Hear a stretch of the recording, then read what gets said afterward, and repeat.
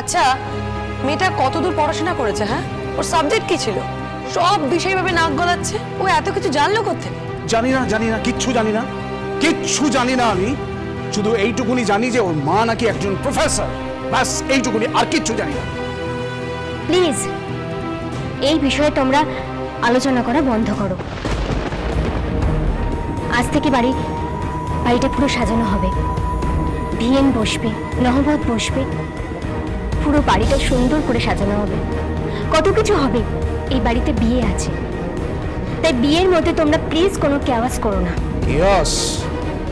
Chaos আমি করব না যদি ওই মেয়েটা না করে। তিথি কি করবে?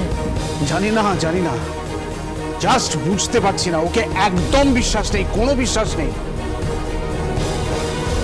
থাক, তোমরা আলোচনাটা বন্ধ করো, বাদ দাও।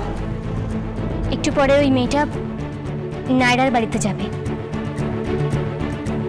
কি করতে যাবে? আনন্দ নাড়ু বানাতে। এই দাঁড়া, আনন্দ নাড়ু বানাতে যাবে তিথি?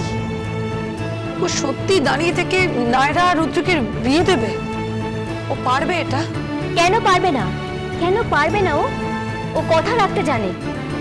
তোমরা এত কিছু ভেবো না, তোমরা খালি এটা ভাবো যে ও চলে গেলে তোমরা কি করবে। কেন তার উত্তর তুমি বিয়ের পরেই বুঝতে পারবে। ইনফ্যাক্ট তোমরা বুঝতে পারবে।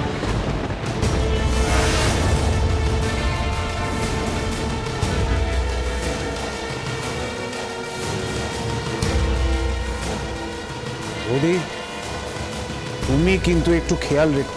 কেন? আরে দাদা যদি অন্য কোনো মতলব করে থাকে তাহলে কিন্তু খুব মুশকিল হয়ে যাবে। নন্দন কি মতলব করবে? জানি না কি মতলব করবে জানি না, তবে বিয়ের মধ্যে একটা গন্ডগোল হবে। কিসের গন্ডগোল? কিসের গন্ডগোল বুঝতে পারছো না? পরিণীতা মুখার্জি জানে যে ও এ বাড়ির বউ, আর ওই মেয়েটা রুদ্রিকের সঙ্গে একই ঘরে দিনের পর দিন রাত কাটিয়েছে। এবার আইনত ও যদি বলে যে ও রুদ্রিকের বউ, কিচ্ছু করতে পারবো না আমরা, জাস্ট কিচ্ছু করতে পারবো না। কোনো মতে যদি নায়রার সঙ্গে বিয়েটা হয়েও যায়, মেয়েটা কোথায় যাবে? হ্যাঁ, মায়ের মৃত্যুর রিস্কও নেবে? ওই মেয়েটা যদি বাড়ি ফিরে যায়, ওর মা যদি জানতে পারে যে এই বিয়েটা মিথ্যে ছিল,